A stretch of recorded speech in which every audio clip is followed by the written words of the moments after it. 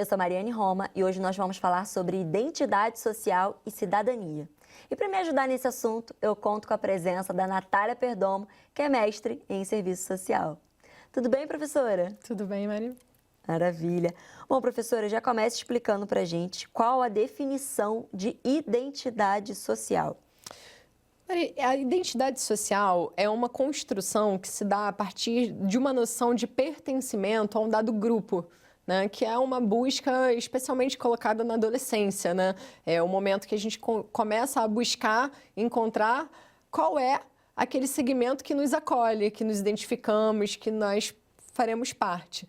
Então, a identidade social, na verdade, é uma manifestação de uma situação que é inexorável da humanidade, que é a sua condição de ser social, né? De ser um ser que não vive no mundo sem a interação, sem a construção de redes, sem a construção de afinidades, sem a construção de uma identidade social, ou seja, de um pertencimento social a um grupo num mundo que tem interesses divergentes e não somente divergentes, muitas vezes antagônicos, né?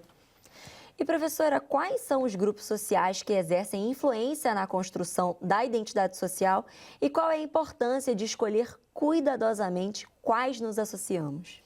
Bom, a influência, as múltiplas influências dos múltiplos grupos sociais estão colocados no nosso dia a dia de todas as formas, né? Então, a gente pensa, por exemplo, muitas vezes, a família influencia a nossa principal influência.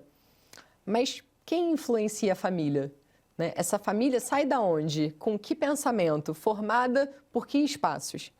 Então, quando a gente fala na família, a gente já está falando de um universo que está por trás dela, né? É a igreja, é o sindicato, é o partido político, é a televisão, que é uma grande formadora de consciência, Sim. Certo? Então, nós temos diversos espaços que vão influenciar nessa construção do que somos. Inclusive, é preciso ter muito cuidado sobre as afinidades que a gente constrói nesse processo, né? Por exemplo, a internet hoje também é um espaço de socialização.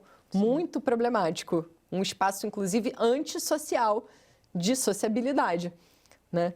Mediada pela máquina. Então, o que a gente vê muito na internet? A gente vê grupos de ódio às mulheres, a gente vê grupos de disseminação de ódio à população LGBTQIA+, de disseminação de ódio, de fake news, de notícias falsas, enfim, né? A gente precisa estar muito atento para saber de que lado da história a gente se posiciona, porque a gente vive num mundo de conflito de interesses, né? Então, esses conflitos vão estar colocados, por exemplo, na manutenção de papéis sociais. Quer ver um exemplo? Mulheres. Fala assim, eu não gosto do movimento feminista.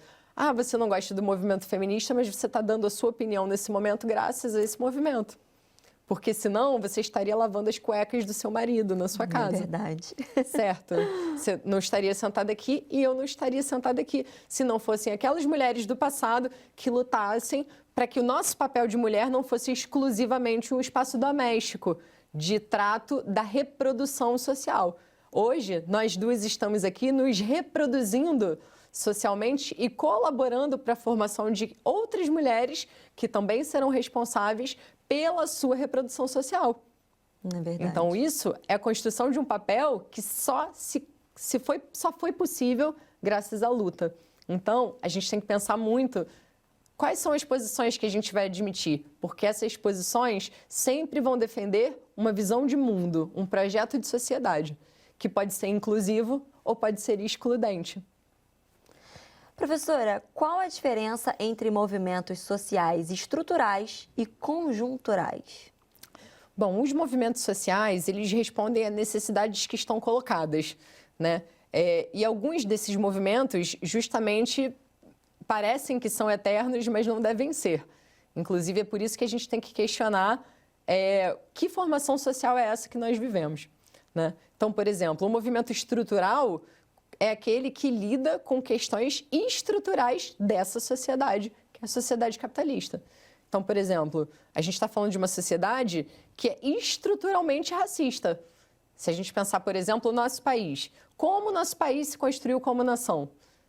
Ele se construiu a partir do sequestro, da tortura e da morte da população negra, que foi trazida à força da África, da população indígena, né, de pessoas que eram vendidas no mercado como se fossem objetos. E é uma relação que existe até hoje, né? Então, são questões que não serão ultrapassadas se a gente não ultrapassa essa sociedade, né? Então, são movimentos e estruturais. Até hoje, por exemplo, a gente luta pelo aborto como um direito reprodutivo. E por quê? Porque ele existe, porque o aborto é real, porque as mulheres estão morrendo, né? E, inclusive, a gente consegue produzir dados de países que legalizaram o aborto e reduziram o número de práticas de aborto. Por quê? Porque aqui no Brasil, se uma mulher decide abortar, ela vai no mercado ilegal. E lá no mercado ilegal, o cara só tem interesse em vender o remédio que faz aborto. Ao passo que você vai para o Uruguai e a mulher que decide fazer um aborto vai ser acolhida por uma equipe de saúde.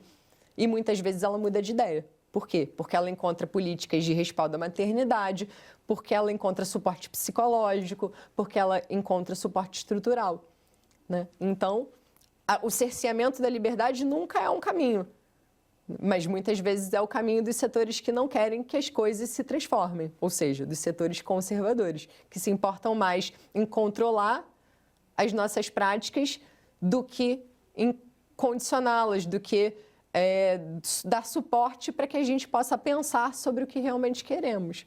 É verdade, é um momento, na verdade, é algo, como você disse, é uma questão de saúde séria, seríssima. E assim, nesse momento tão crítico, a mulher, acho que com toda a questão emocional que acarreta também, ela ainda se encontra completamente desamparada e literalmente sozinha.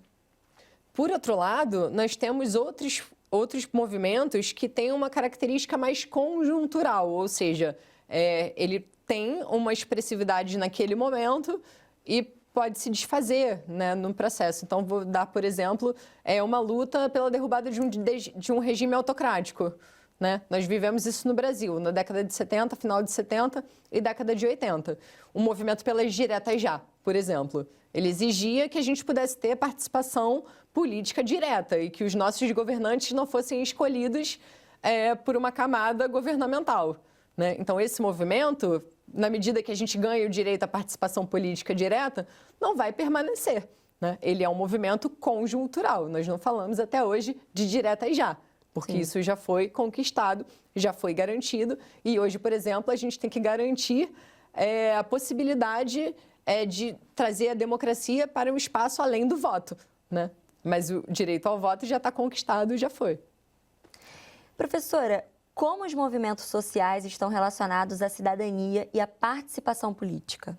Bom, primeiramente, o conceito de cidadania, ele é um conceito histórico, né? Como todos os conceitos, a gente está acostumado a pensar tudo de forma natural, né? Tudo é como é porque eu nasci sendo assim, então vai ser assim até morrer. E não é assim, né? Por exemplo, no século XIX, a gente tinha cargas horárias de trabalho que chegavam a 18 horas por dia, né? E foram as lutas sociais que fizeram com que se forjasse o conceito de cidadania. Então, é por conta da movimentação social em nome de direitos que a gente conseguiu construir esses direitos chamados de terceira geração, que são os direitos sociais. E esse status de cidadão, ou seja, de portador de direito, né? Então, os movimentos sociais são a base de todos os direitos que até hoje nós conquistamos. Não é possível avançar se a sociedade não está em movimento, né? E se esse movimento não é um movimento organizado. Com toda certeza, professora. Mas, infelizmente, chegamos ao final. E eu gostaria muito de agradecer você pela presença e também por todo esse conhecimento. Obrigada. Eu agradeço. Até a próxima. Até a próxima. É isso, chegamos ao final, mas eu realmente espero que a gente tenha conseguido agregar bastante conhecimento. E até a próxima.